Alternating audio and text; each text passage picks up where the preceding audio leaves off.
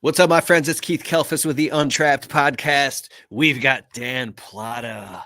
Dan Platta from Blue Sky Services, the home service CFO, and from Blue Skies Recruiting. If you need employees, you need help finding employees in your business, or you need a bookkeeper to help you manage all the books and finances of your business, Dan Platta and his team is the place to go. I had Dan here in the studio in Michigan last year, and we did this like 2-hour long video and podcast special. You got to go back and listen to it. The 12 steps of scaling your business, where Dan just dropped knowledge bombs, bro. I have so many people coming back to me saying that one specific episode we did, and then we did a couple of shoot offs on Instagram, and I posted around and I reposted it. People are telling me that one piece of content changed their business.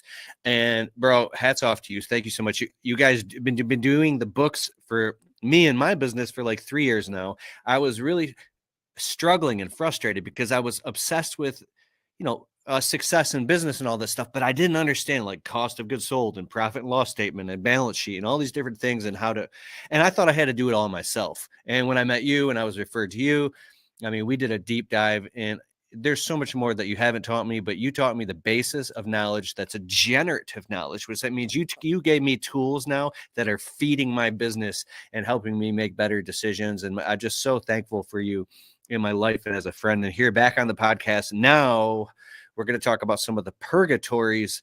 I'm listening to myself talk right now. I do this so much that I'm like getting good at it. Of business. And then you have these 5 other things. The 5 Platta 5, which is one of the steps of the 12, is we're going to expand that now and talk about 5 more things, bro. What up, Dan Platta? Dude, it's so fun to be back. I've been looking at this date on my calendar. Like, when do I get to talk to Keith again? Although, like, underwhelming is not the right word. It'd be way more fun to be there in person. That was awesome last year. We'll do that. Do it again. We'll do that again sometime. Quick side note for those of you listening, I have a studio space. I've turned my garage into it. It's dope, dude. It's like, it's amazing. But I have this vision, man. Either I'm going to go out on a podcast tour, or I'm going to have, it's a bit of an ask, but to people to come here. But you did it, and look what happened, man. It's like, I just want to take this to the next level. So I'm putting it out right now to the universe. Next level done. All right. So what's up, Dan? I dig it. The 12 the 12. Otherwise known as the dozen fundamentals that we went over last year was amazing, and I got a lot of great feedback from that too. If you want to find it, go on YouTube and type in like Keith Kelfis and Dan Platta 12 steps to scale your business, or if you're on the podcast Apple or Spotify, go Keith Kelfis, Dan Platta 12 steps. Look for that, and then you'll find the episode. All right, continue. And 12 is a lot. Usually you want to do things in 3s, right? Because if you can get it down to 3, that's a super digestible thing. People can remember that. I got it down to 5. I got 5 things that, if you're a business owner, 5 things you have to do. But before I get to, I actually had to rename these things, Keith, because it's more fun if you put your own name in it to have like your thing, right? So I got Platta's 5, and I don't know if I'm cheesy or what would I don't know the right describing word for this, but I just like alliteration. So I've got 5 of them, and that word starts with the letter F, which I learned from my 5-year-old daughter. So I got Platta's 5 financial fundamentals. It's 3 F's in a row, baby. Platta's 5 financial fundamentals. Yeah. So I got those. But before we even get to that, you just talking about your background and how it's enabled you to think differently about your business, I think it paints a certain light that I want to expand on a little bit, because I see over and over and over again, none of us, maybe I'm the only one, but in general, I'll round down and say none of us got into our service businesses to do the accounting. Nobody was like, yeah, I'm going to go mow lawns, or I'm going to go run a pressure washer, go climb up this ladder. Yeah, that sounds okay, but mostly because I want to keep track of it all. I want to do my accounting. Nobody ever said that. But whether we like it or not, we all signed up to play a math game. I was actually just speaking at a home cleaning convention late last week, and I said, who in here, would define themselves as like not a math person? You like, oh, I'm not a numbers person, or I don't really like math. And some hands go up, and I'm kind of nodding. I'm like, That's cool. I get that, but you signed up to play a math game. When you started your business, you signed up to play a math game because it's not about mowing lawns. It's not about laying down mulch. It's not about cutting trees down. It's not about pressure washing. It's not about cleaning houses. If you're going to grow a business, it's about making good decisions. And every single decision that you make is a math decision. Every single one, whether it's buying supplies, whether it's investing in a piece of equipment, whether it's employee engagement, all of those are decisions you make to make you more money. And you're looking at how much you spend on it and how much money it makes you to decide if that's a good decision or not. You never make a decision like, I'm just going to do this because I like to, or I know I'm going to lose a bunch of money, but I'm going to do this anyway. Said no business owner ever, because we're not non-for-profit businesses. We are for-profit businesses. So literally every decision we make is designed, at least our intent is always to make the most money. Now it might even be like a charitable donation thing, but the intent behind our charitable donation is to get our name out there and be a good steward and be a good citizen in the spirit and hopes that it grows our business and it pays us back later. Every investment has a different timeline to the return, right? The return isn't always tomorrow. We spend money today. Sometimes we know it's not going to make us money back for a long time, but every decision we make in our business is a monetary one. So whether you like math or not, that's not the point. The point is if you're listening to this, you probably already signed up to play a math game, or you're thinking about signing up to play a math game, and just know that that's what you're signing up for. And that's okay. You don't have to be a math person to sign up to play the game. Just make sure you go find some math people to help you out if that's the case. Man, you tie everything back to math, bro. It has to be. So, because that's a higher order. What if you were just kind of drudging through, you'd done work 17 days in a row, you missed the family barbecue, maybe you got a sore throat because you ran yourself down, 4 hours of sleep, 4 nights in a row, and you don't feel like calculating that thing. And you're just like, now you're aware that there's a hole in the bucket and there's money leaking, and you can't even muster up the energy to care because you're just trying to make it through your business and get through the day. Like, so you could get to that place. Mm-hmm. So how do you take math and account for a higher order in a situation like that, let alone cash flow purgatory, we'll talk about and all that. But so the reason why we tend to ignore the math is because it's the only person that it helps is us. Yeah. So I'm not trying to be negative. I just, that popped in my head. Like I'm trying to crush it. Let's make tons of money and but no, I think that's a great call out though, because we put our heads in the sand, right? We hide from the numbers oftentimes. That's what I was trying to play. And we can, because we always put ourselves last. We're small business owners. We're the last ones that get to eat. We constantly put ourselves last. Your employees don't care about your math. They just care about their math, right? Did I get my paycheck? Did I not get my paycheck? Your customers don't care about your math. They just care if you showed up and did what you said you were going to do. So, and as a small business owner, those are the two people we exist to take care of. Our families as well, but hell, sometimes they suffer too because we're so busy with employees and customers. It's like the squeaky wheel, right? Those are our two squeakiest wheels and they get all of our attention. And so it's so easy for us to not do our math and pay attention to what's going on behind the scenes in the business because our employees don't care and our customers don't care. And they're the ones that are bugging us. Whether we know we should care about the math or not, we all kind of deep down know we should care, but we don't love it. And therefore we're going to procrastinate on it. And it's super easy for us to procrastinate on because nobody is asking us for it. Our employees aren't asking to see our numbers and our customers aren't asking to see our numbers. And so we procrastinate and we know that we should know our numbers, but nobody else is asking us for it. Maybe a bank at some point, and then we're like, oh shit, I need my numbers. Or you go to sell and they want your numbers, right? But you should have been obsessing about your numbers the whole time. Just nobody was bugging you. Maybe if you got a coach or if you have a nerdy bookkeeper like me, that's like, Keith, I need this. Keith, send me the document for this. Keith, I need one of these. Sometimes you need a person to bug you for it. But if you don't have that person, I can guarantee it's not going to be your employees and your customers.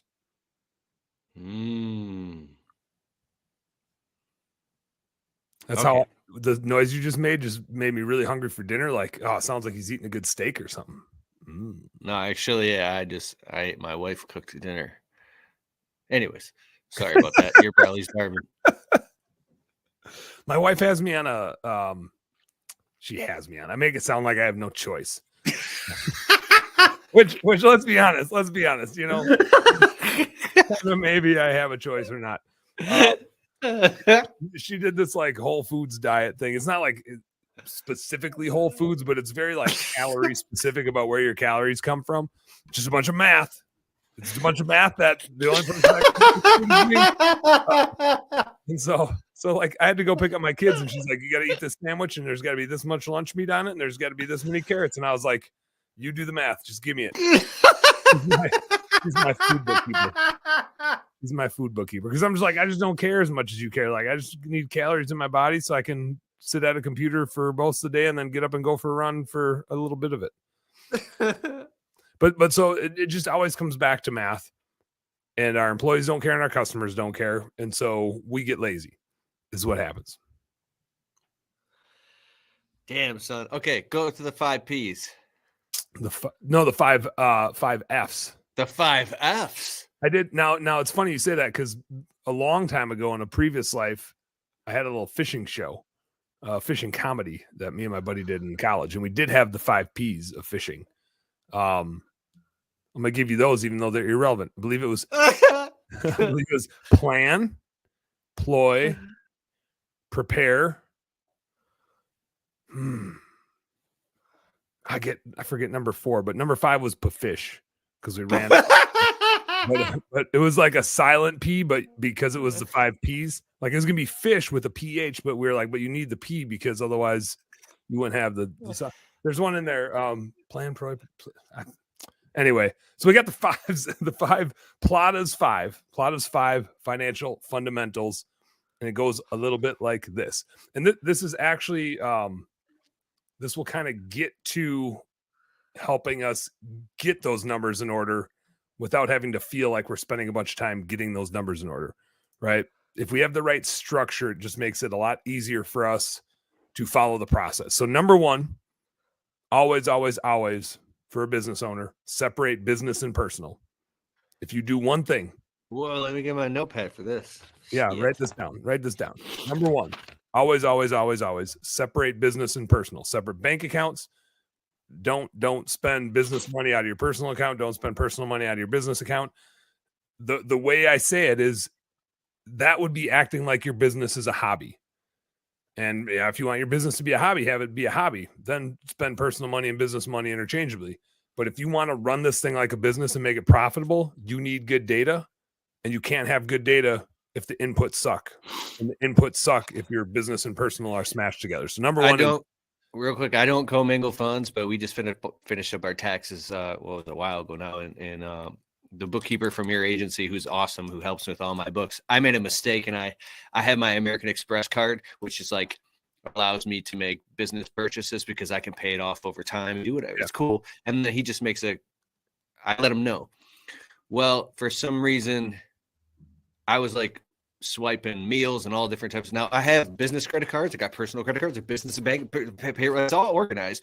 Yeah. But this one American Express card was like, I was just swiping it all year. And I was like, wait, did you know about all that? Because I thought he could just see it crystal clear and was automatically doing it. It's just probably a common thing. So I had to go create a spreadsheet for him and then go back and then talk to my accountant and just at the end of the year, fix it. But the shit took me and him, between me, like three hours, maybe 7 hours of just thinking about the shit. And if I just would have not done that, then it would have saved me 7 hours. So imagine doing that like all across the board, having all your shit commingled. Yep. You know, life is easier. It and it's not the end of the world to like go back and do that and basically take all those personal expenses and treat them like a distribution, as if you just transferred the money out. But why spend 3 hours of your time? You got a lot of shit to do. Save your 3 hours and keep them separate from the get-go.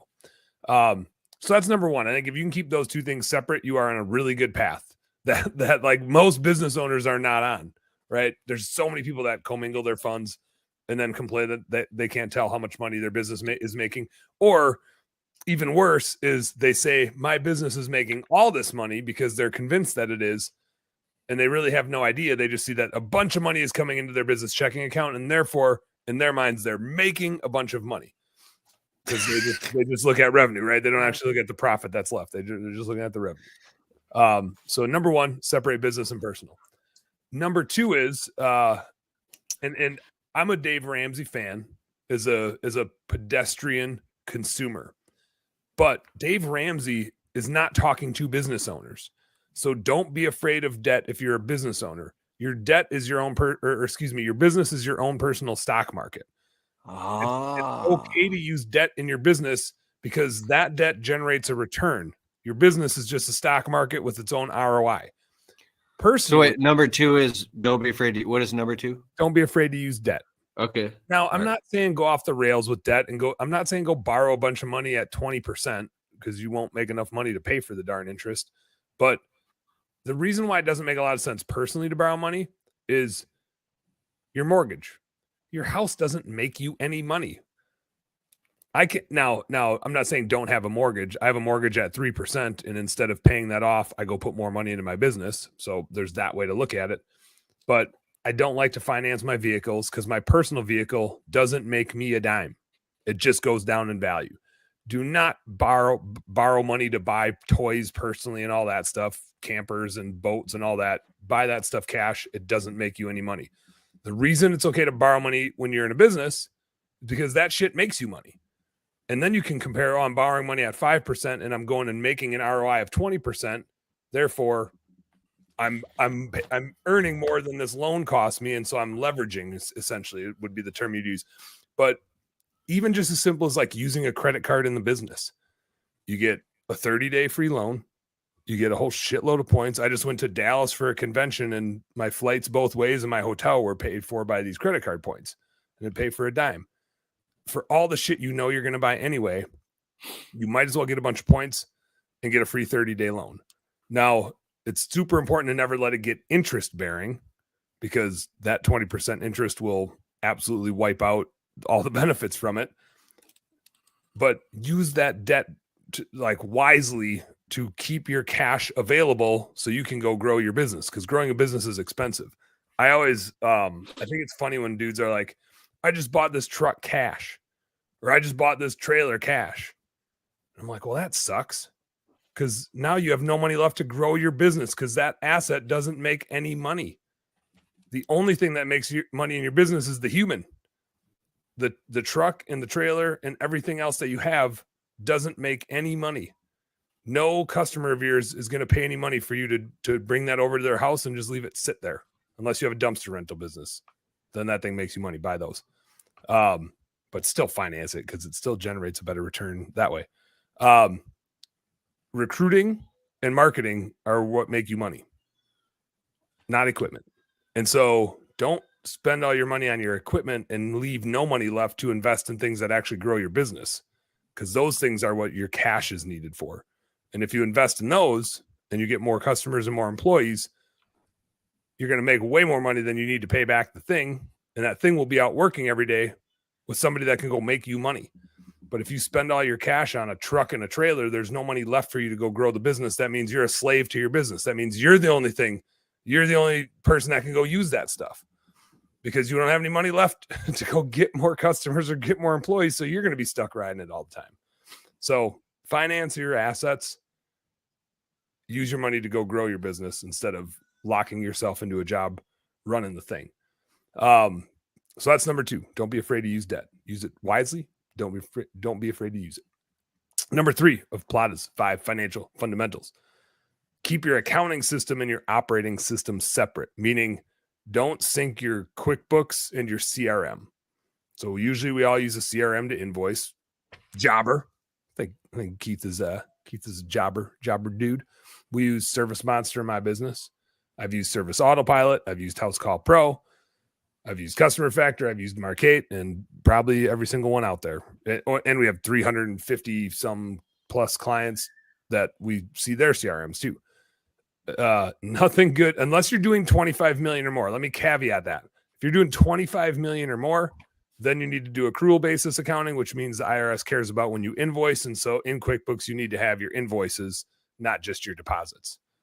But otherwise, if you're less than 25 million in revenue, you really just need why does the IRS want to see it versus cash based? Once you get over 25 million, they want you to measure your business and your obligations and not by your bank account.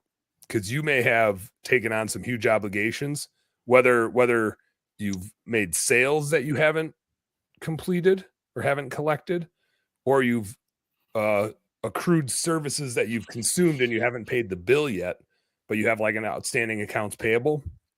They want you to measure based on that, which you can argue would be more accurate as to how your business is actually performing.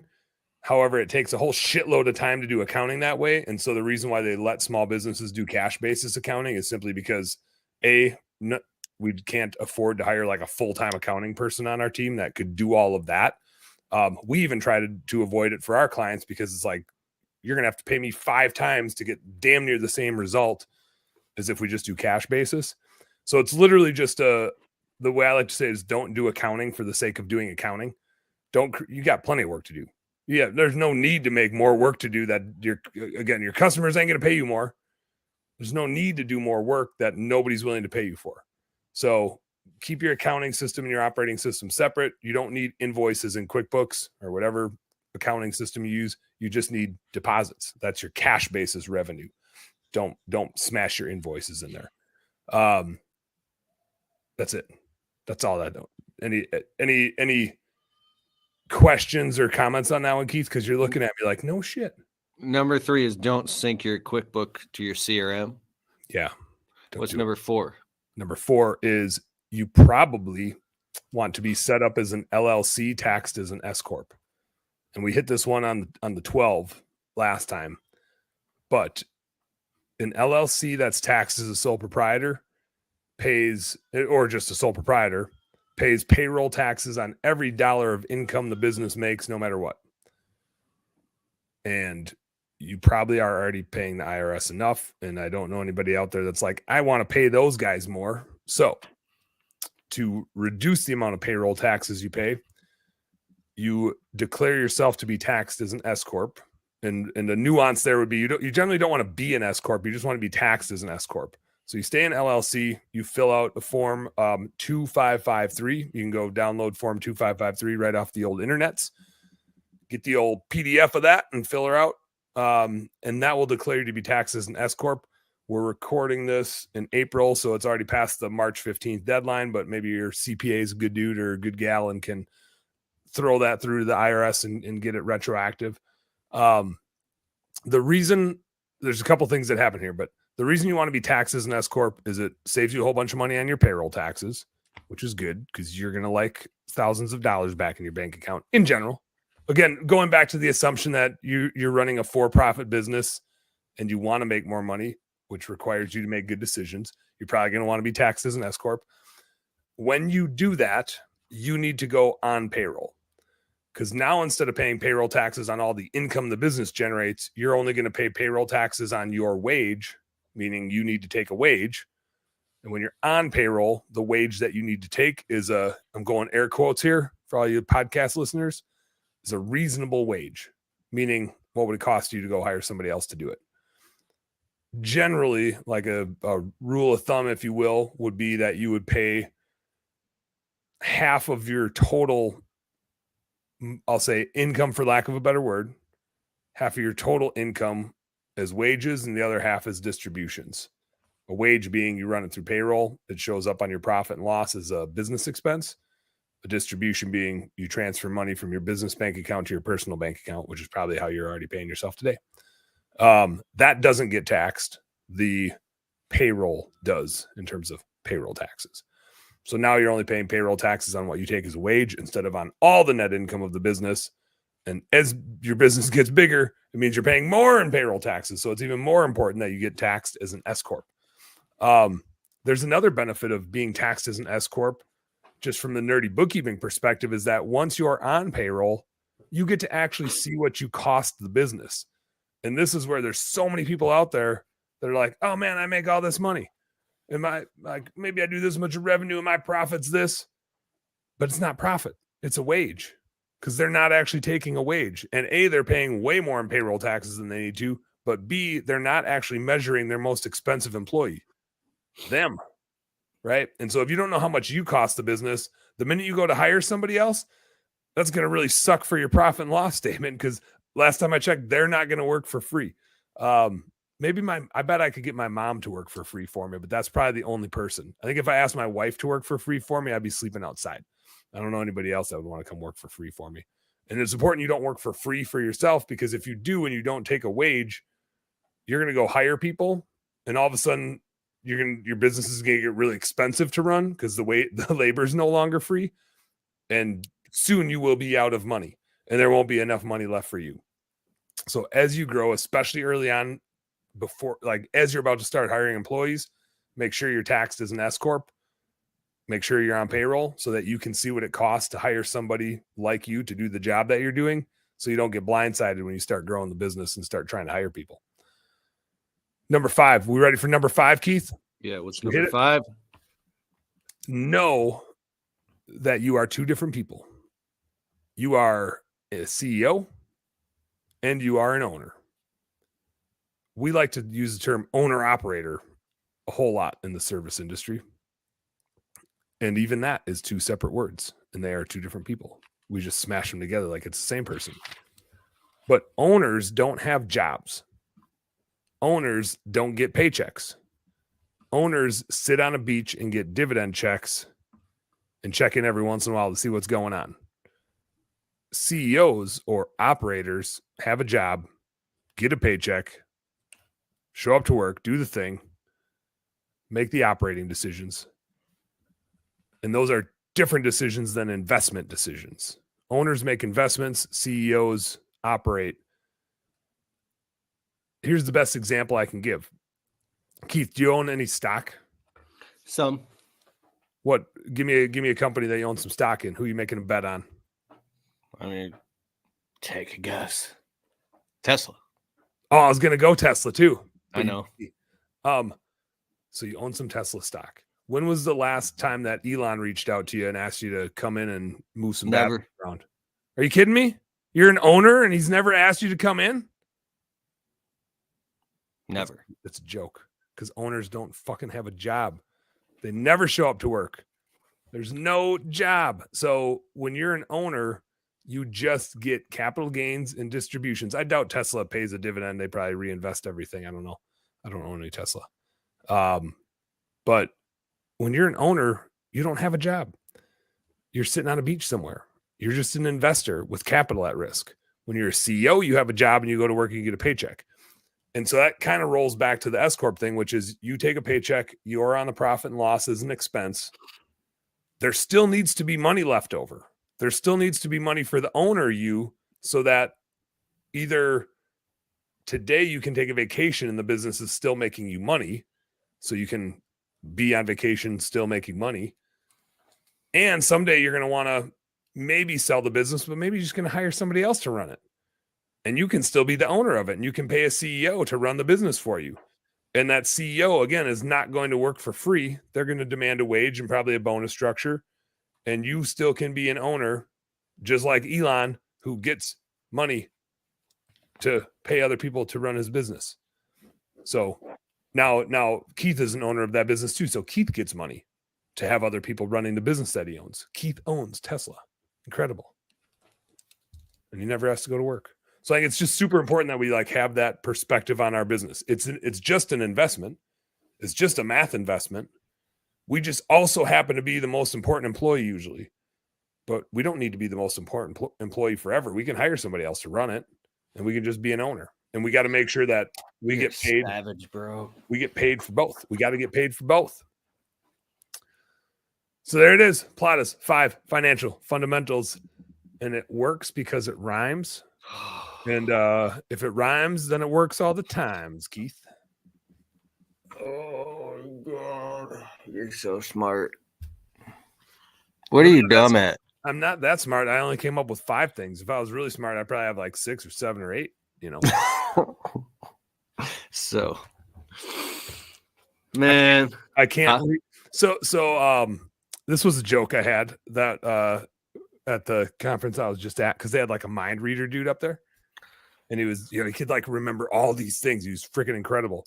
And so when I got up, I was like, yo, I can't read minds, but I can read a P&L.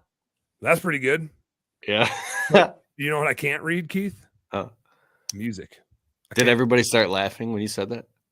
I got some sympathy laughs for sure. I had some good. I'm up there talking about bookkeeping stuff, right? I got a razzle dazzle. I had a lot of jokes going on. I got good feedback about one guy. One guy like chimed in just on Facebook afterwards, and he's like, "My wife really likes these numbers, but I was really nervous about what you were going to talk about. Thank God, like for throwing some humor on top of it. Like, yeah, the whole time. I was like, that's good. You can't be too. Oh, the husband wife teams were there.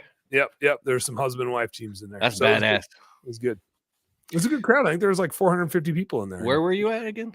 It was CBF Live as a maid service convention down in Dallas. Let me write that down. It's a hell of an event. Debbie Sardone, she crushes it. I've heard her name before. Yeah. That was the first time they let me get on stage. I think they were worried about, some nerdy bookkeeper getting out there and being boring. But no, man, you're not boring. You crush it. Sometimes you just got to have some really shitty jokes. And then everybody's like, oh, he's cute. He's just a bookkeeper. He's trying hard to be funny. I think they laugh more about that than actually the joke itself, Like, oh, this guy's trying to be funny. That's cute. So you're getting invited to speak at these events. You fly out, you speak, you blow people's minds and share knowledge and inspiration and a message. And then you probably pick up some new bookkeeper clients along the way too, right? So this was the funny thing. Went out there, supposed to be Sean Day and I. Sean Day is our recruiting director. And so he and I go to this one all the time. We know a ton of people in this group. And we have a ton of clients in this group. I'd say like they're probably of like all the places that we get clients from, I'd say they're not most of our clients, but they're the biggest group of our clients, if that makes sense. So maybe they're like 20% of our clients, but that would be like the biggest fraction, biggest percentage grouping of clients that we have. Maybe I'm just throwing, like, if you can imagine what I'm trying to say mathematically, just math. The problem though was Sean got stuck on his darn airplane trying to get out there, got the old deboarded, couldn't fly him out till the next day. He was already having to leave like a day early anyway to get back for some kiddo things. So I'm just like, dude, like by the time you got out here, you'd have to turn around, right? So I'm like, don't bother coming. I got this. The one thing about CBF Live that's different than a lot of other shows is they keep like everybody in that room and they go all day, and then they let them out in like 15-minute increments here and there to come see the vendors. And they only allow like 10 vendors. It's like there's one bookkeeper there. Me. Like there's, I think we have 2 recruiting companies that are there. One of them's actually a coach in the group, so they allow more. But there's like one marketing company there, one Google review company there, one CRM there. So she's like super picky about who she lets come. So like whatever Debbie says, you do it, like you don't diss the Debster. But the problem is, so when they come out, like it, and the thing I like most about it actually is she appreciates the shit out of her vendors. And she's like, I only let these people come and I demand that you go talk to them. Because most trade shows are just like, yeah, and the vendors are over there like 3 stories away and they're all weird. So when you walk by them, like, make sure you don't make eye contact because they're going to try to sell you something. Right. And Debbie's like, all these vendors are here to help you and they're handpicked and tons of our people use them. So go talk to them so that they make your life easier. Like she, right. Which is the truth, but people are so scared to come and talk to vendors at trade shows. And Debbie literally is like, I give you 3 breaks a day to go talk to the vendors and you better get the most of it. Cause especially if you go talk to certain ones like Dan, if he doesn't have Sean there, there's like 5 people waiting to talk. So you better catch him. You better catch him. But the problem was then too, when you have a whole shitload of clients somewhere, they also want to come talk to you. And I was like, Sean, I'll be fine. Like if a bunch of people come, I can talk to 5 people at once, which that part's true. But when an existing client wants to come talk to you, like they want to BS with you. Right. And I'm the BSer, like literally bookkeeping, beer and BS is my show. So they know I'm going to talk to them. And so for like 3 days straight, I couldn't disengage from a conversation.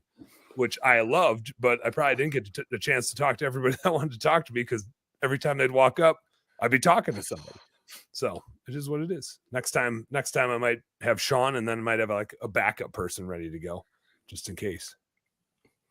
Bro, for those of you listening right now, if you do want to get into a quick side note, you want to start a YouTube channel, or maybe you've got a talent or a skill you feel you've gotten good at and you want to share it with other people through a podcast, just be known when your name gets out there and now you got, hundreds, thousands of tens of thousands of maybe people paying attention. If you go to a live event, they're going to have all these things that they're going to want to say to you that they don't ever get to say because they're so busy listening to your ass talk all the time. They have some things they might want to say to you. So yeah, they got to get it. They got to get it out. Yeah, they want to talk to you and you want to talk to them, like-minded people. But when you go to a live event, just be aware if you're there for 12 hours, it's going to be 12 hours of straight. As soon as you're done with that person, boom, another person, boom. Like you'll be lucky if you get to use a bathroom or to get a bite to eat. And by the time you go lay in your hotel room and you put your head down, you just go, oh my God. It's like, it feels like it's overwhelming if you, bro. Mine always hits me. I go to a live event and I'm like engaged and fired up the whole time. And I'm like a beer drinking extrovert. So I'm pretty good about going to bed by midnight. That's kind of like my cutoff. And then I try to be in the gym by like 6 a.m. and get a run in before the show starts. Just like flop 3 miles on a treadmill. I mean, like it's the ugliest moving my feet along that I'll ever do because usually I wait till the middle of the day to work out when my body's a little more awake. But you'll never have time to do that at a show. You got to do it right away in the morning. So I usually get up, get a jog in, and then do the show. And I'm pretty good about like staying fired up throughout the show because I feed off that energy. But the minute I get home, and this is always interesting with Marty, she's like, "You're home finally. Have one of these children or all three of them, and here's all the things I need you to do." And I'm like, I need a day. Like, I just need a day to like take a nap, wind down, like just a little peace and quiet because I've been going. But you get home and you're just like, oh, punch out, and you go home and punch in.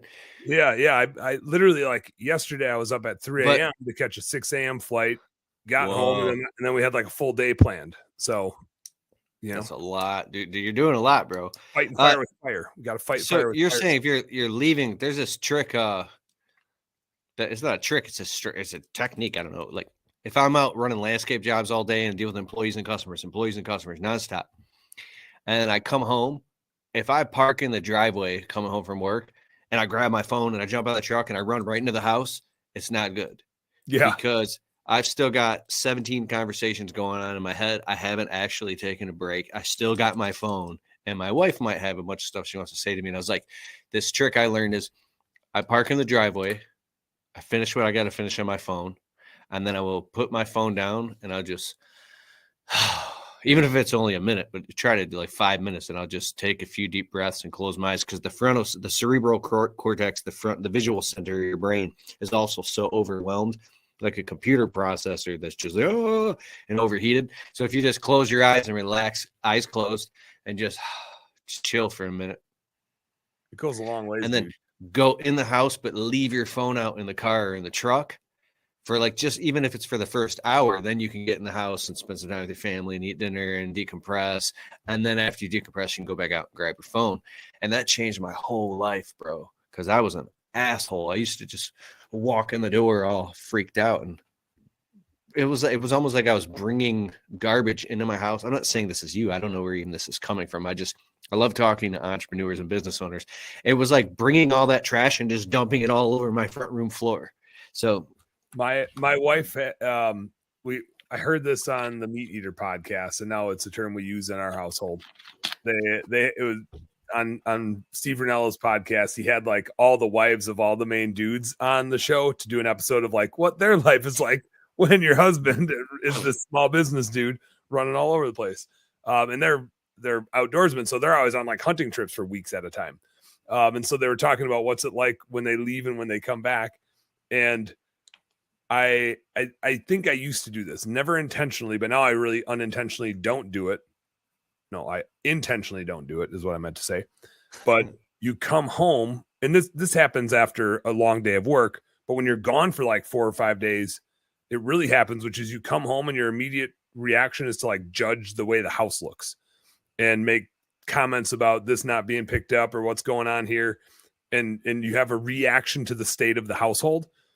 Like if toys are everywhere, or if food's laying out that hasn't been put away, or there's a sink full of dishes, your immediate reaction is to be like, what the hell did I just come home to? Because I was just at an event and everything was taken care of for me, and my room got cleaned for me for 4 straight days, and now I walk into this shithole, which is about the same shithole that I left.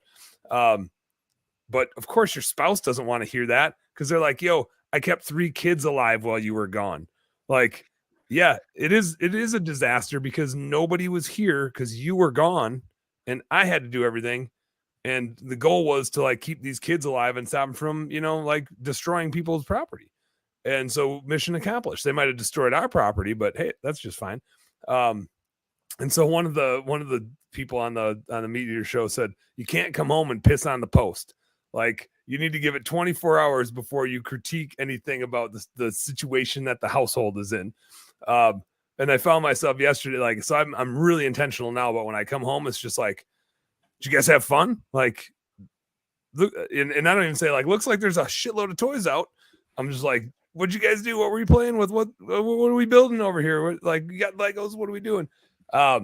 And so I've had to be really intentional about not bringing the garbage in, because it's so easy to bring the garbage from your day or from a trip, and you're stressed out, and then you show up and you your first instinct is to act like everything should be in perfect order, that it was, that way when you left, which it probably wasn't.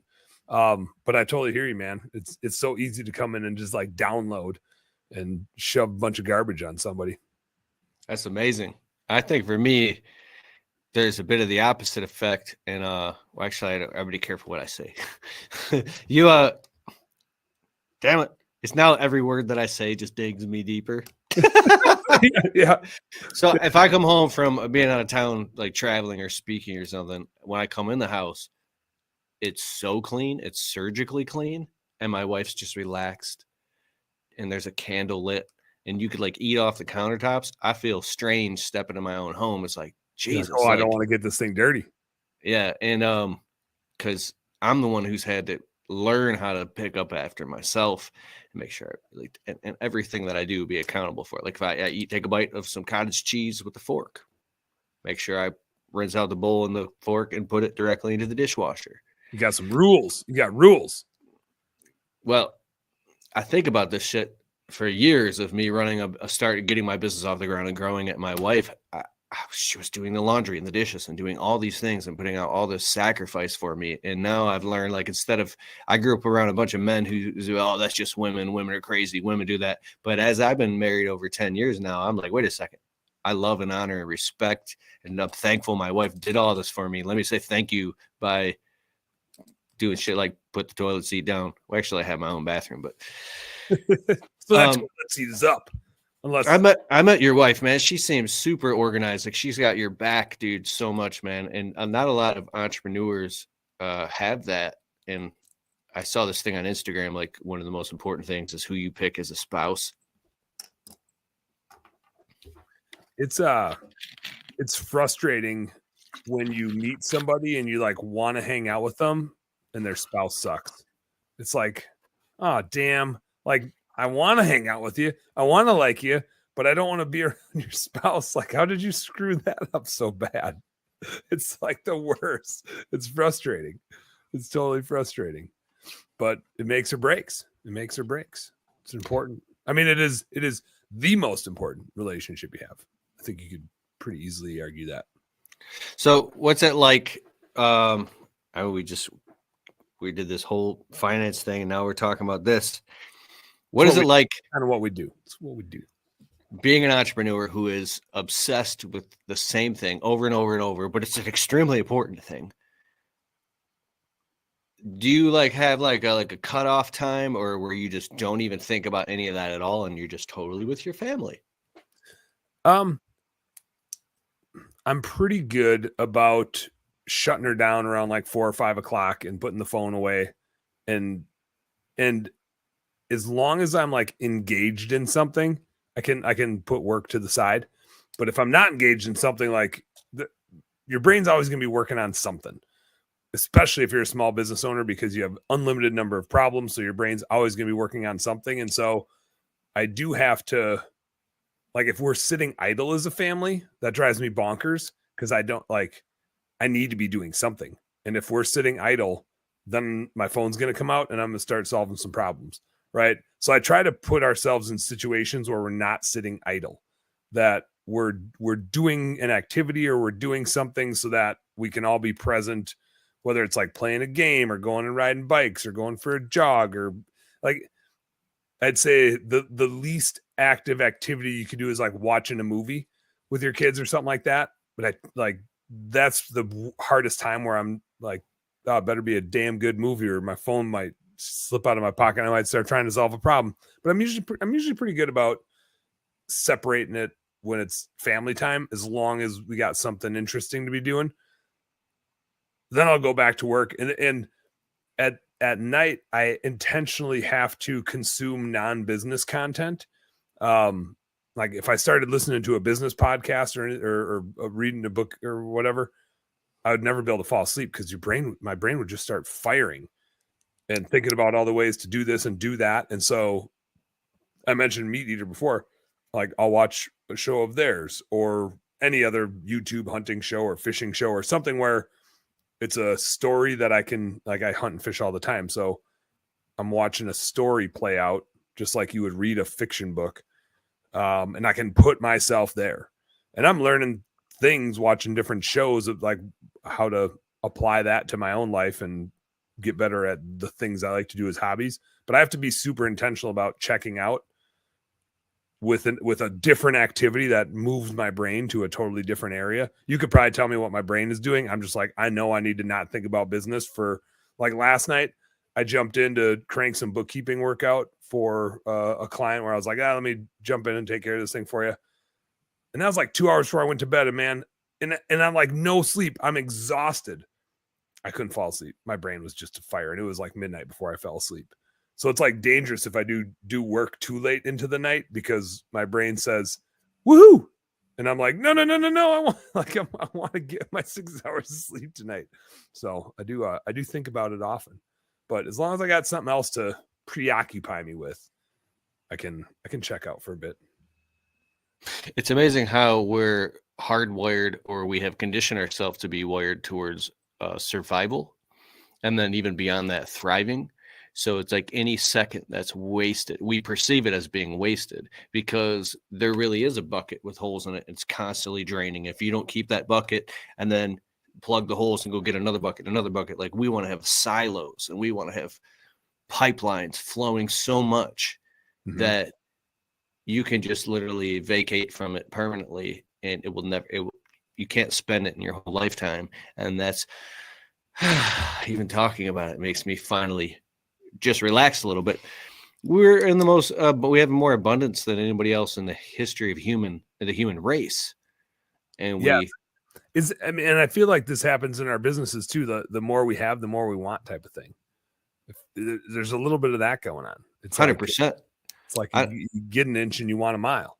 I don't like to complain. I don't ever really complain on my content. Some people misinterpret what I'm doing as complaining, but I like to actually relate to people. But bro, I'm suffering. I want a house off the water, like a vacation home off the beach, but I know I can't buy it unless I have assets that pay for it. So every night I'm on Zillow looking at dream vacation homes. I'm looking at RVs. I'm looking at shit that I want. And I do this thing called the OCD loop, where the dopamine drips and I'm looking at the fancy cameras and the shit that I want. I'm like, nope, you can't have any unless you build the business to the point where that. And then it's like, I say, but when am I going to have fun? Sometime. I owed less in taxes. I oversaved. I got to, no. And it's like, I know a materialistic thing isn't going to make you happy, but damn it, a beach house would make me happy. The thing doesn't make you happy. The experiences make you happy. And so I think money is a tool to gain experiences, right? Experiences are memorable. Nobody remembers the shirt that they wore unless there's like a picture of the event that you were at when you wore the shirt, right? Nobody remembers the purchase of the material good. They remember usually where they were, who they were with, and what they were doing. But what shoes you were wearing was never an element of that, unless you were like scuba diving. Then the shoes you wore probably mattered because you'd have flippers on. But you know what I mean? Like the event is what's important. So a beach house isn't about the house; it's about the damn beach, right? Now, it's the experience of sitting with your toes in the sand with the sun on you, listening to the waves with your family. Mm-hmm. And then maybe an hour ago, you just barbecued the best food ever. And maybe you got a beer in your hand, and maybe you. Oh, you for sure have a beer in your hand. 100% chance. And you were in a place of complete bliss, and you feel it, but you've worked your ass off for it, and you just feel like you deserve it, you know? And you totally let go. And the things that you work the hardest for are the things that you appreciate the most, by far. I talk a lot about it on my podcast that, you know, working smarter is great, but working harder is the thing that you actually like appreciate the most, because you remember what you had to overcome to get the thing. Nobody ever like took a lot of pride in the shortcut. People take a lot of pride in the doing the hard thing, and pride is what fuels you. So when you work your ass off and like get something like a beach house or whatever it is, where there's a ton of pride in it, or even I look at our house here, and it's a decent house. You got a nice ass house, bro. That pool in the backyard, that beautiful nice backyard. There's a lot of pride in that pool because I spend so much time and like effort to make the pool nice. And we get 3 months. Like, there's a lot of work that goes into keeping that pool great for the family and great for the kids so they can all come over. We bought the house with the pool, so I can't even say it cost X. It does cost a decent amount of money to maintain it. But that's not, the money isn't the thing. It's like the opportunity to have family over all the time and hanging out and making memories and forgetting some of them, because usually I have a tall glass of tequila while I'm floating around in there. It's just such a cool way to like reward yourself for working hard. But I think like in our house, we bought it and we paid a general contractor to redo some things, and then we put our own spin on a few things and spent a lot of hours working on it. And when I'm telling people about the house, I don't tell them about we bought this and we bought that. I tell them about here's what was there, and then we tore this wall out, right? And we took that down, and there were nights when Marty and I were up here and we had a baby, but we were up here painting this and doing that, right? Working our asses off to try to make this house the way that it is. Like, we painted every wall in this house. It was brown sponge paint, Keith. This house was brown sponge paint when we bought it. Painted every freaking wall. Went through a lot of beers doing that. Holy moly. But so like there's pride in that thing, right? In that hard work. And yeah, we could have paid somebody to paint it there, but there'd be no pride and there'd be no story in, yeah. And then we hired this guy to come and paint it. Now, a lot of that shit we do delegate to free ourselves up to go do other hard things and make other stories happen. This one we just decided to do ourselves, and it was great. But now we have like a story about how we changed the house. So anyway, hard work pays off. Create memories, experiences, beach houses.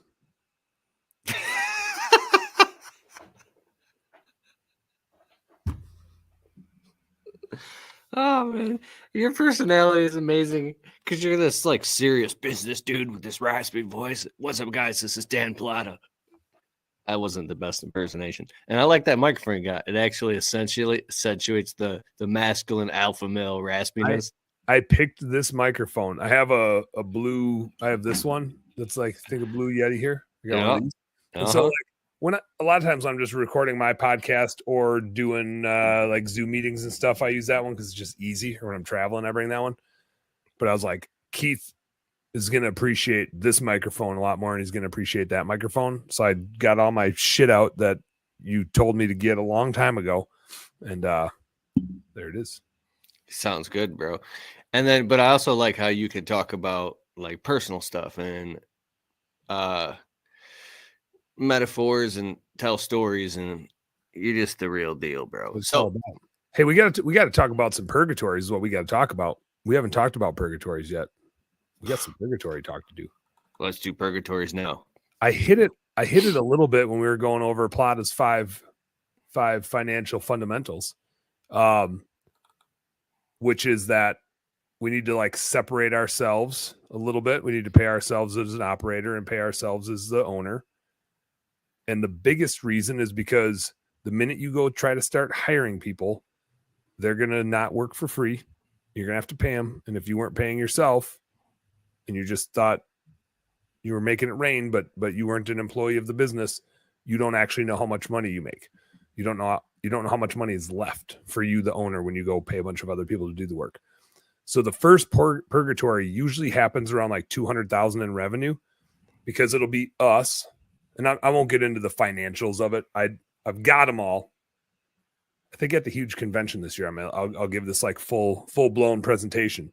This will be the teaser, and then you should get your ass to the huge convention in August. But what typically happens is you get to around 200,000 in revenue, and you can get there with like you and a helper. And it depends on the industry, right? And if you're just doing lawn mowing, maybe that's 100,000. If you're doing bigger landscaping projects, you can maybe even get it above that. If you're doing window cleaning, is right around 200,000. Pressure washing, maybe a little bit more, but you kind of get to like the you and a helper maxed out. And so, yeah, you might be paying them on the side. You might have them on payroll, but they're kind of part-time. But you hardly need any marketing, because you get a lot of word of mouth stuff. You don't need any infrastructure, because you can kind of run it out of your house. You don't really need a whole lot of admin staff. It's maybe you with Jill's office backing you up or something. And so your business is super profitable because it doesn't require a whole lot to make it happen behind the scenes. And you're more than 50% of the labor. Your helper is not equal to you.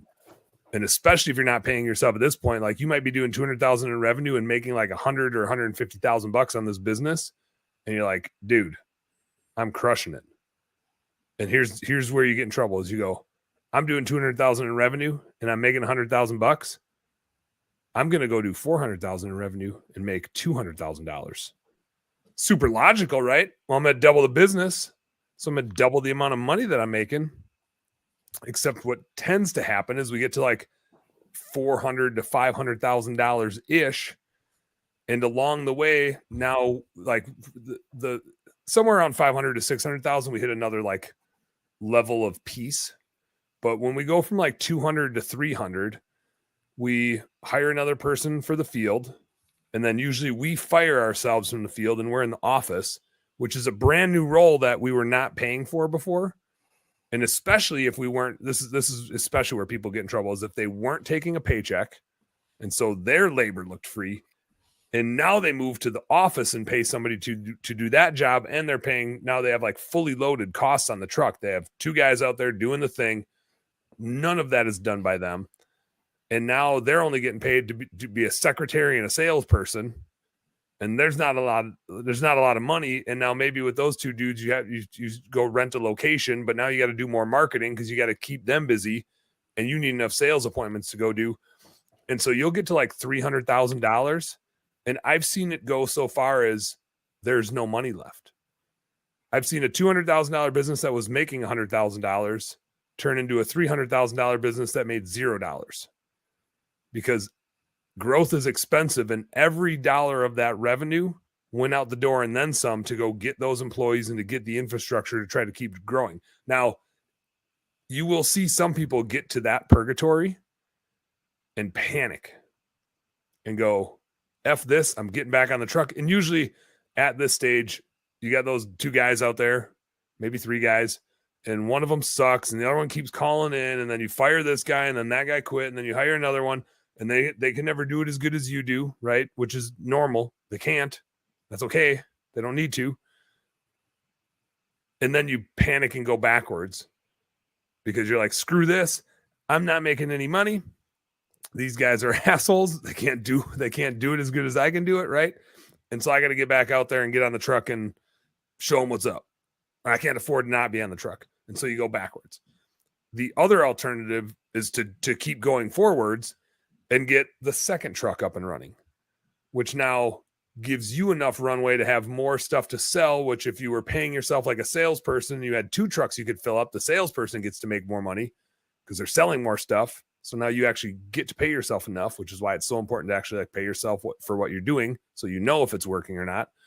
And now you got 2 trucks out there making you money, and now you can get up to 400 to 600,000, and you're in like a sweet spot. And maybe you've got 4 techs, and now maybe you've even got like a part-time office manager, and you're just focused on sales and marketing type of stuff. And so you hit a sweet spot around there. And even though you just went through this like this purgatory 1 in the 300,000 ish range, Keith, you've never had a baby before, you personally. At least I don't think you've personally had a baby like out of your vagina. But this is the thing I've heard from my wife, because I also haven't had a baby out of my vagina. But I have heard from my wife, and this is a thing with women's that have had the babies, is that like going into labor is the most painful thing. But you don't remember it. Like they kind of remember it, right? But if they truly remembered it, they would not submit themselves to that again. They'd be like, nope, not worth it. For this screaming little shit, I would have to go do all that again for this screaming little shit. Like, why would I want to go do that? But babies are so cute, and they don't remember how painful labor was. And so they sign up to do it again. My wife signed up to do it a 3rd time. We got 3 kids now. I don't know why she would have done that, because I ain't stopping. You know, you pull that goalie. Let's play ball. You know, so point being is, as business owners, we forget about the pain in the ass that going from 200 to 400,000 was. We forget about purgatory, where we doubled our revenue and our profit actually went backwards. Eventually we got to a sweet spot, and our profitability will be lower. We can look at that $200,000 business and like, oh yeah, they're making 50% profit. Not really, because they need to take a wage. They're probably making 25% profit. When you make it a $500,000 business, now it's making like 15 to 20% profit. So you give up some profit margin points. The dollars will be a little bit more, but the percentage profit will be a little bit lower. You'll be able to pay yourself a little bit bigger wage. You'll be doing more important things, but your percentage profit goes down. It goes down because you just bought freedom. You are generally, as a business owner, willing to give up some of your profit margin and some of your return, because the one thing that you can't make more of is time. And so making less money as a percent of the revenue is fine if it buys you more time. You're willing to give up some points. So now instead of like 25% net profit margin, you'll take a 15 or a 20, so that you can. So how do you tie that back to the word purgatory? So you're not in a purgatory here. You're in the sweet spot. You bought yourself some time. You bought yourself some freedom. By purgatory, you mean cash flow purgatory? Cash flow purgatory, but also just like not everything, not just cash flow. Everything is just in this like mud. I got out of the field last year, and Keith Kalfas didn't make shit for money in his landscape business. Bro, I was used to climbing the ladder and the trees and trimming the shrubs and being on the job sites, paying myself a technician wage. And I got so burned out, I just hired a crew leader, and I paid them to go out every day while I sold the jobs and worked in the office and ran my internet business. And my profit was straight down. Yeah, there's nothing left, because you were right in there. You were like right in. You were in purgatory 1, where you got to decide if you're going to get it to 500,000, or if you're going to exit it or bring it back. Because you can't, if you stay in the $200,000 to $300,000 range with like a helper or 2 guys on the field, there's no money left. Your media business, you went right through it. But at the time, your media business was being paid for by your landscaping business. So you didn't feel it the same. Like now in your media business, you got like 20 people helping you. You got people all over the place. I just hired my 16th. I had 16 virtual assistants in the media business, and I had, I don't know, my wife was helping with all the office stuff. Not all, but like the phones and scheduling. And then there's obviously Jill's office. And then I have 2 guys in the field, landscaping, doing the working.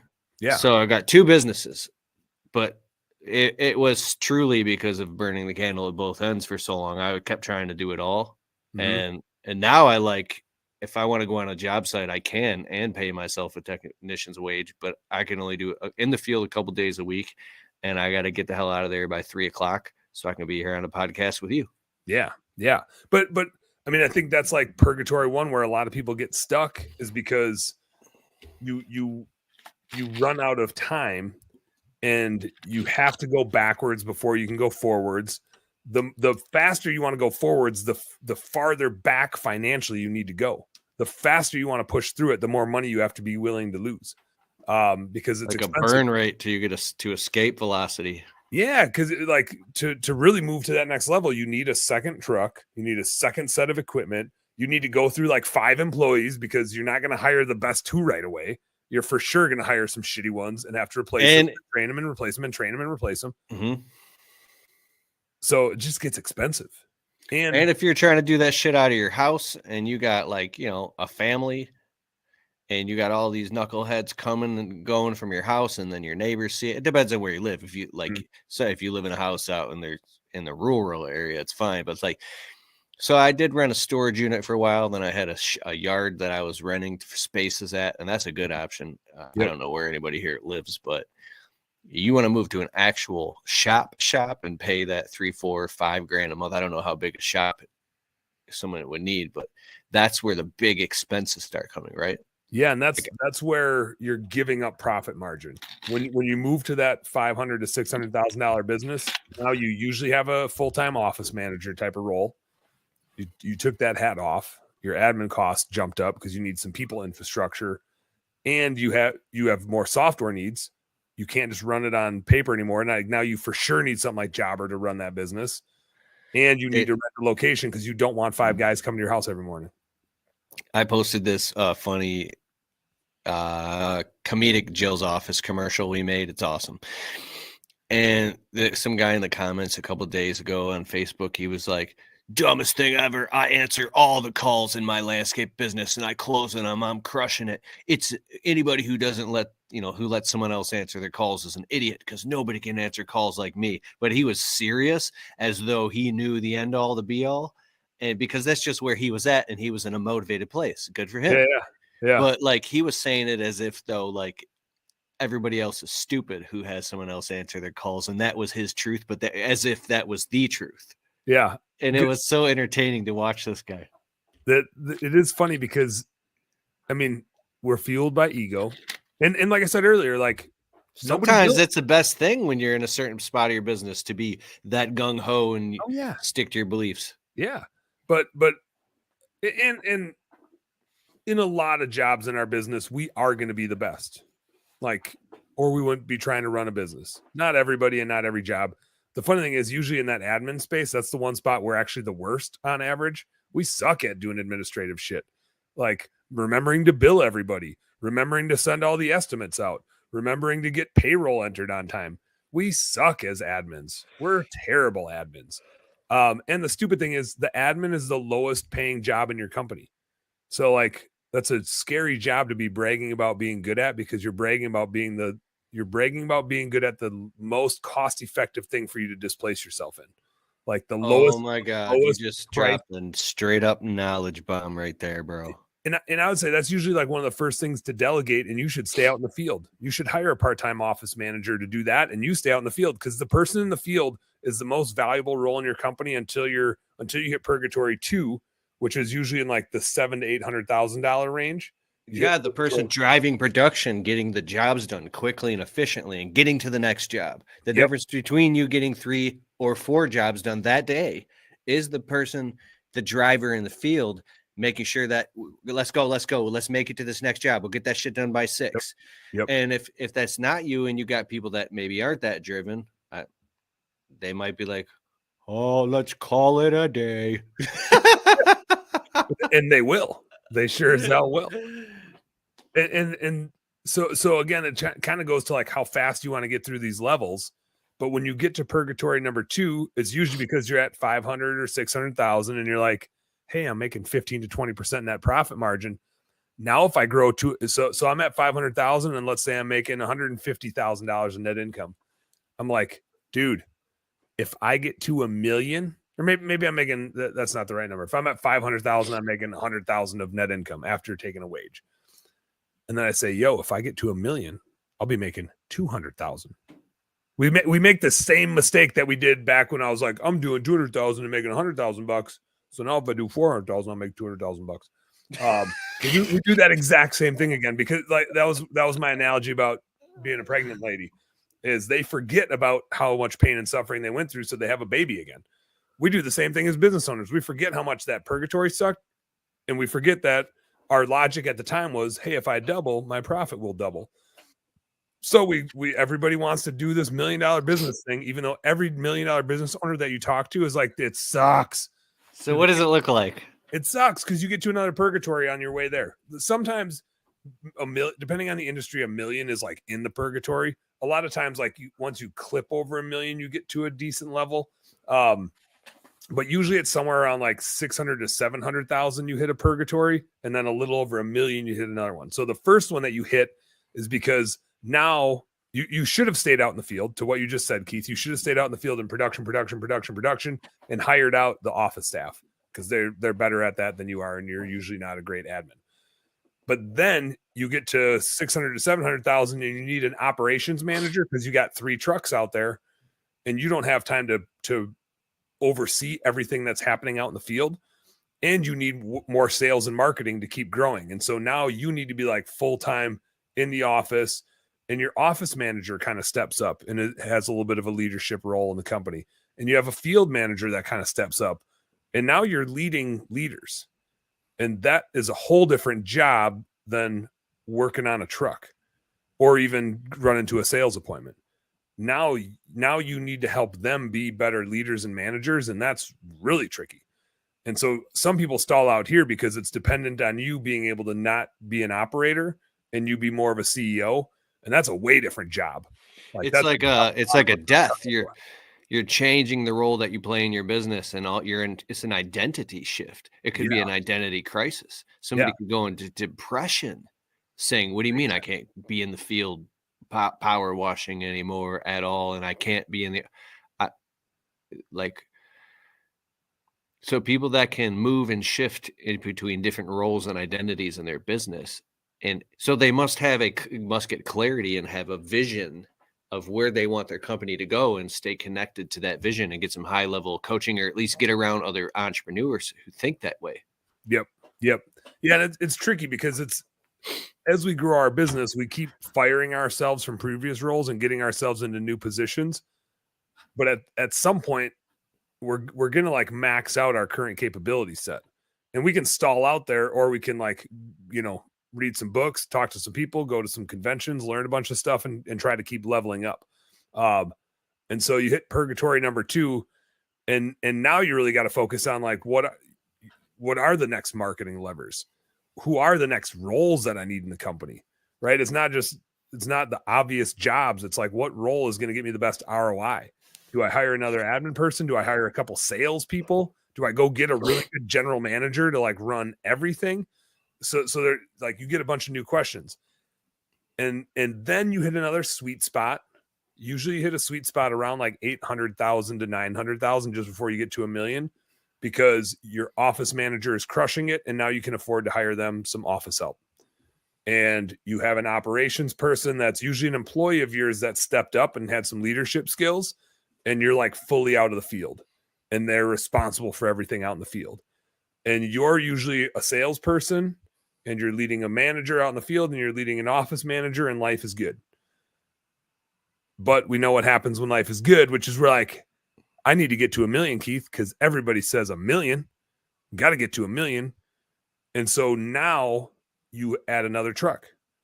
And now your operations manager, you just push them out of like their skill set, because before they were just a manager, but now they truly need to be a leader because they have like 8 employees reporting to them and like a team lead on each of these trucks, and like they're maxed out. And your office manager was fine with just like a helper, but now they have another person, or maybe a couple salespeople they're responsible for. And were you able to teach them how to be leaders, or are they just like managers that can oversee a system and a process? And so at $1 million, you start needing a leadership team, not a management team, but a leadership team. And it's not high level, but at $1 million, the amount of infrastructure you need and the software that you need for all of these roles and the marketing that you need to try to sustain it and the skill sets of these people. And God forbid if one leaves, because these people are going to leave too. And now did you train up their replacement? Or are you just like, oh shit, how do I go find an ops manager? Or how do I go find an office manager that knows how to run $1 million business? That's a hard person to just go find. Before you just trained them up and they were somebody you already knew because they've been working for you for a while. So you hit $1 million, you hit like purgatory level 3. And that's why whenever you talk to $1 million business owner, they're like, yeah, I made it to $1 million.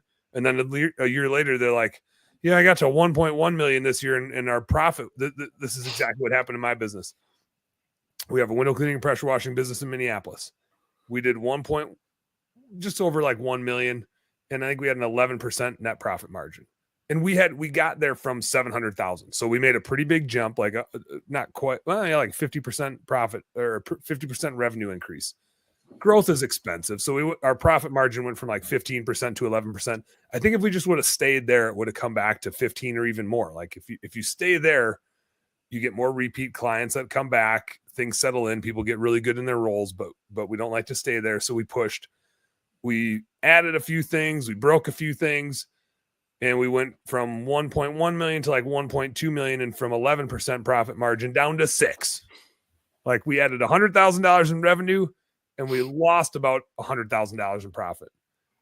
So go figure that out. Now 6%.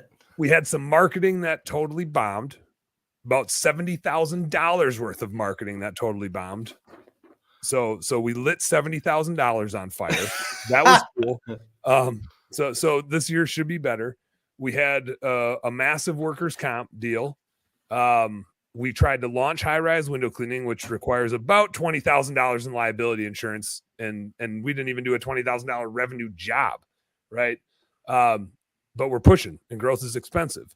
So we're in purgatory right around $1 million, and we went way backwards. Now this year, I think we'll do like 1.4 to 1.5, and we'll probably be at 17% profit margin, I think is how we budgeted out. Then again, last year we did 6 and I budgeted for like 12. So maybe my budgeting kind of sucks. But my point being is these purgatories are going to keep happening. They happen again after you get past the $1 million mark, because every time you grow to the next level, you take a new job and all of your leaders take a new job, and not everybody is meant to advance like that. And so you get to a point that the people you have or yourself aren't capable of taking on the next role. And so with us as the owner, usually it's not that we're going to fire ourselves, right, and go find somebody else. Maybe sometimes we should, but usually we're going to go get a mentor. We're going to go read a bunch of books. We're going to go to a bunch of conventions and try to meet people that have solved these problems so that we can learn what we need to learn to elevate ourselves to be able to go from 1 million to 2 million. Or what our office manager needs to know to get from 1 million to 2 million.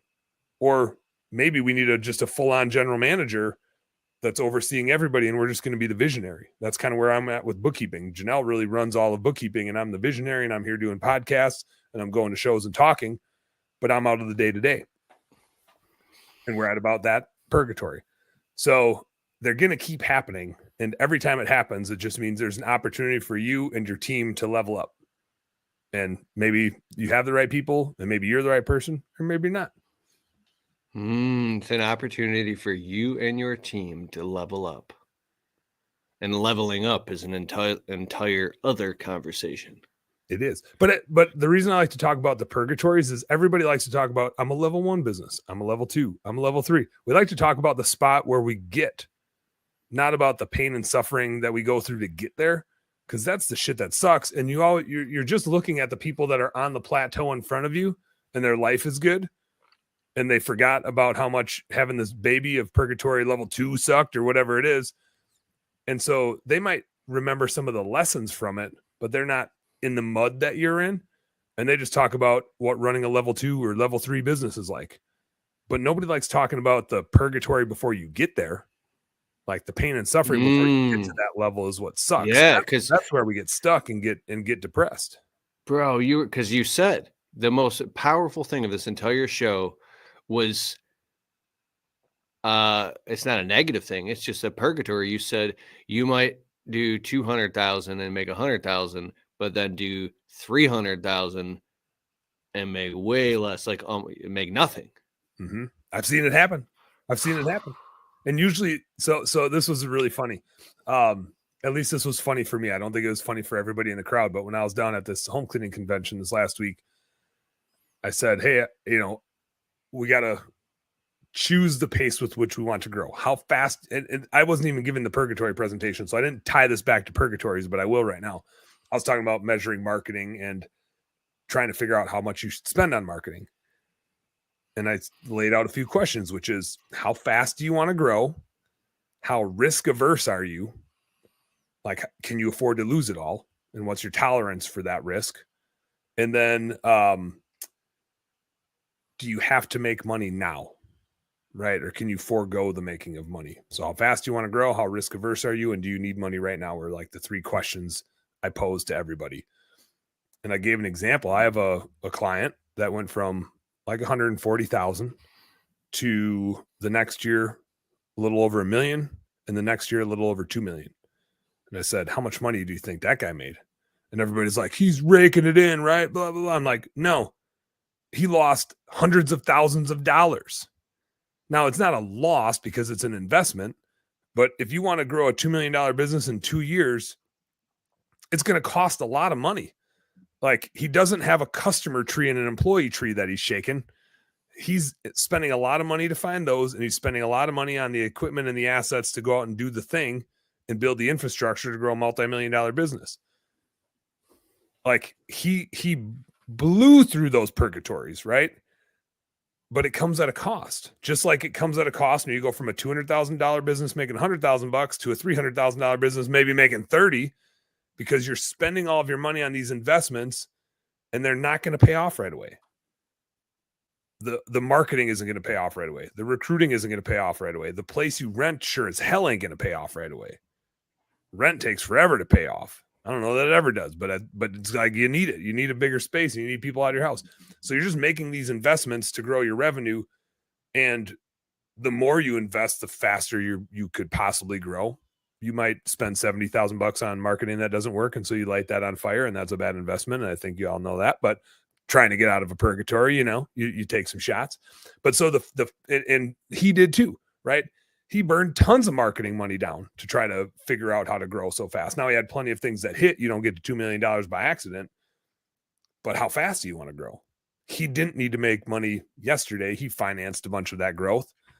But now I like to say he might as well have went to med school. He spent hundreds of thousands of dollars. Now, if he stays there, this is where it's hard for us as business owners, because now he wants a $4 million business, right? If he stays there and settles in for even a year and makes 15% profit margin, that's $300,000 that he makes. Like, of profit after he takes a salary of about 100, the business makes $300,000. He's damn near a doctor, right? He basically went to med school. Personally, he can make $400,000 this year if he just sits still. I don't think he will, because that's not his nature. But he chose to blow through these purgatories, right? And spend the money to blow through them and take all the chances. I mean, it's risky, because if you go underwater a couple months and you don't have a fat credit line, or you can't pocket your way through that, I mean, you're done. He had a lot of phone calls to banks and to finance companies to figure out how to support it. Right. So it is. What is this? I'm not saying this guy, but to me, because I'm not that risky of a dude, that's crazy behavior. I live vicariously through him. No, it's not like, but again, it's like, that's why I ask, how much do you want to grow? He wanted to grow like crazy.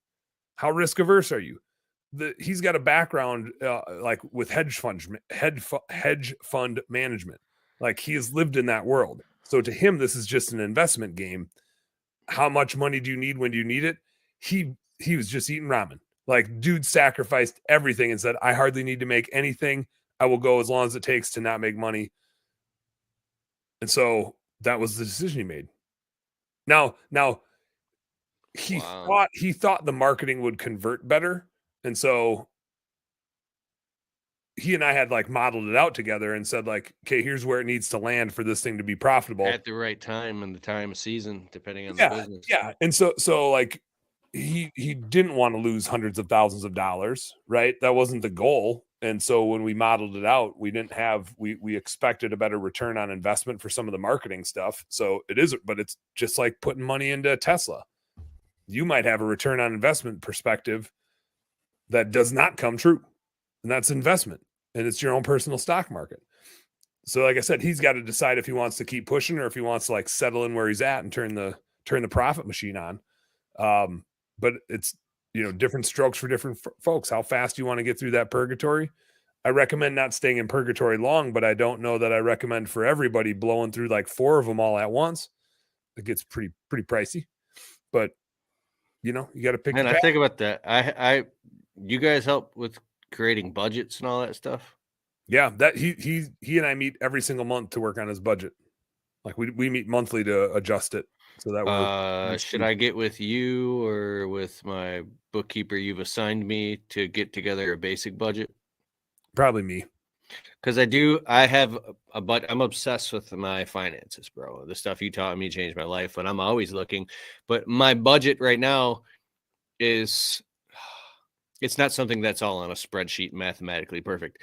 I know that I have a certain cushion each month, amount that I like to save. After I pay all my bills, pay down my lines of credit because I have no debt, and I put money in my IRA and save money. Then what's left over, I might spend or invest a little, but only after I've already done all that and saved. Because So, you've been looking at that new camera that you want. You're just like, nope, can't buy it yet.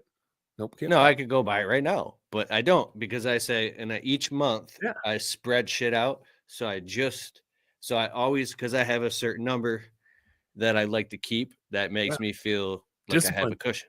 Yeah. But this is a financial discipline thing.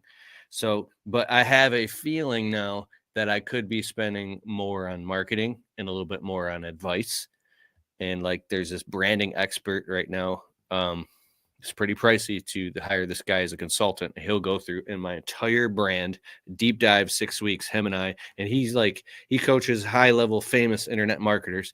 And this guy is going to, I just know it's going to be, I mean, the testimonials he has, their ROI goes through the roof because, I mean, he's doing deep dive psychological analysis on your customer base, your audience, and the avatar, and finding out the eclectic things of when they grew up and adding this to the shapes and symbols and patterns and color tones. And like, I know that part sounded like a little bullshitty because that's just me talking. I'm not saying I'm a bullshitter. I'm just saying, did you laugh because I was right? No. Yeah. Well, yeah. Yes. Yeah. You nailed it. That was like, yeah, that's just Keith. You took their framework and started putting your spin on it. Be yourself with your microphone turned all the way up is what I heard. Yeah. And I've also learned, I can't believe I'm saying it, like if I go tell like my wife some shit, I'll be like, hey, I'm thinking about hiring this consultant to do this thing, and I'm just talking about it. And I'll tell her the price. She goes, what? Why would you? And now it's like I just invested $3,000 about a month ago into a high level internet marketing consulting online course. And it comes with these coaching calls and everything. And this is it's about messaging. It's about creating proprietary frameworks, structures, and the way that you communicate. Like you've got the 5 F's and all that stuff. It's about deep level dive stuff like that, and how to create messaging that when you speak, people are just like, oh my God, like I've never heard this in my life. I need to keep listening. This guy's identifying my problems and the solutions and enrolling people deeper into your content so you can help people. And it's like, I just knew that it was tough to cough up the money. I didn't want to do a payment plan. And every single day I've been consuming this content. I'm watching each video up to 8 times per video and now taking notes because I want this. This is like, I didn't want to invest the money, but I have a vision that's so strong that I'm investing in a vision that I must see come to reality in my life. And so I want to move faster and scale my business, but it's taking investing in deep skill sets, which I've been isolating myself away from people. I got people texting me saying, bro, like, is everything good? I'm like, everything's good. I just don't want to talk to anybody. I love doing my podcast, but I want to take my whole shit to the next level. Social media is totally saturated, and I want to come out like who the fuck is this guy? Mm-hmm. Own it. I think you nailed it in there, talking about it as an investment, right? Because when you talk to your wife about it, she's hearing cost. And, but you're looking at it saying the return on this investment, right? If it was a cost, it wouldn't make you any money back. But you didn't spend that $3,000 because you like to support that guy. You spent that $3,000 because you think it's going to make you $300,000. Oh, for sure. And it has to, right? Like that's why you're putting that. So back to the purgatories, the reason you get into those purgatories is because you are making there's these trigger points that trigger a bunch of investments all at once. When you do that first purgatory, the investments are your second truck, more employees, which are really expensive to find and train, more marketing, maybe some administrative help, maybe a bookkeeper. You stack all these investments in a really short period of time. No shit, you're going to go backwards because you got to pay for all that stuff, and it doesn't return you money tomorrow. Like the dude that went to $2 million, he made tons of investments. It doesn't make you money immediately. The investments need to be paid for. And so how fast can you make those investments, and how much money are you willing to live without while those investments are working? And you can't just, to exactly what you're saying, you can't just like put money in and not do anything. You're listening to the damn videos 8 times and taking notes every time so you get the most out of that investment. If you just buy a truck, it's not going to do shit. You got to put that truck to work to get the investment to pay off, right? So all the purgatories are is a smash up of a bunch of investments. And the faster you want to get through them all, the more money it's going to take. I mean, there's obviously some. I never talk about this, but I have to say this into the ether. I gotta verbalize this right now because I don't ever talk about this. And everybody has their own thing, and I fully support and I champion other people who chase their passions. I'm investing in something that can't be seen right now. Like I'm obsessed with this dude. Like, okay, cool. You got fucking 5 trucks and you drive $100,000 truck and you bought a big ass house with a huge pool in the backyard. Not your house, because your pool's awesome. But you know what I mean? Like people, like when people can see signs of success or success indicators, they go, "Oh my god, the guy, he must be doing good. He must be doing. Look at it, he's buying all this shit." like dumbest fucking thing ever. But we still believe it. Like yeah. I don't care about any of that. Like, bro, I'm thinking like a knowledge. Imagine having applied knowledge is real wisdom is when you're actually doing the shit. But imagine if you could speak words of encouragement that come from a place. I don't know if you just say the word encouragement and you've done a full thesis and study on encouragement and all the sources of encouragement, and you've experienced encouragement and courage, and where does it come from yourself? And you've met people who have gone from complete depression to courage and used that spirit of courage to turn their life around, hence inspired other people that turn their lives around. So you could just say the word courage. But when you speak it, it resonates to where people become riveted and their eyes fill with tears because you just said the word courage from a place that was so much meaning. Because you're dead fucking serious. Why are you smiling? You get this weird look in you. I love when you just go on a Keith rant and just like you just get into it and you tie it all together. I'm just like, I always find it funny. When I'm doing my show and I go on a rant and then they're just like, oh yeah, like I'm supposed to be asking them questions, but hold the phone. I got something good. But I always reflect on it as like the show host is, I don't know. I just loved it. I loved it. I've practiced a lot. Like I want to talk 20% of the time and let my guests do 80% of the talking. So if I start talking too much, I'm learning to stop myself. So as a guest, as a podcast show host going on another person's podcast, I always like struggle to not, I go into like host mode. So like I didn't articulate this well before, but in my mind, all of a sudden I thought we were on my show, and I was, because now you're getting into it. And I was about to ask you like a follow-up question, like I was the one hosting the show. And it's a weird dynamic. It cracks me up. That's good. Courage. I love the courage. Yes, sir. So anything else, man? I'm pretty, my cup's full. Dude, I just love talking to you. I wish we did it more often. We should do it more. Book some time. Let's nerd out on your budget. Let's do it. And we're going on an actual, I know I've said this, but now that I am way more free than I've ever been in my life, I've got the money, the time, the transportation. We're going on another road trip. And so we'd like to come through Minnesota and grab some food and do an in-person podcast if you're down. Oh, God, you know it. You know it. Cool. I'll never forget when you ran up the tree in my backyard. What's up, Keith? Good to see you. Check out this magnolia tree, man. Yeah, I'm that type of dude. I will literally run up your tree. I should bring both sets of my climbing gear. Would you be willing to sign a waiver and climb? I mean, I got my hunting climbing stuff, so I can get pretty far up a tree just with my bow hunting gear. Oh, okay. That's good. And climb some shit. I'd love to climb some shit. Okay, guys, this has been Dan Platta on the Untrapped Podcast. If you want to learn more about bookkeeping services, it's yourblueskies.com/Kalfas, Kalfas, or just go to keithkalfas.com/resources and look for Your Blue Skies. And then what about the recruiting? Just go to our website. You can yourblueskies.com/Kalfas. I think there'll be a button on there to book a recruiting demo as well. If it's not, just drop the Kalfas, click the button, but then in source, write Kalfas. So we know that you heard it here. You know what you heard it here. If you're looking for employees recruiting, how can everybody find you and your show, Bookkeeping Beer and BS? We're everywhere. Go check it out on the Facebook group. Go join the Facebook group because I interact there quite a bit. We got a YouTube channel, Bookkeeping Beer and BS, and then podcasts, everywhere podcasts are sold or free.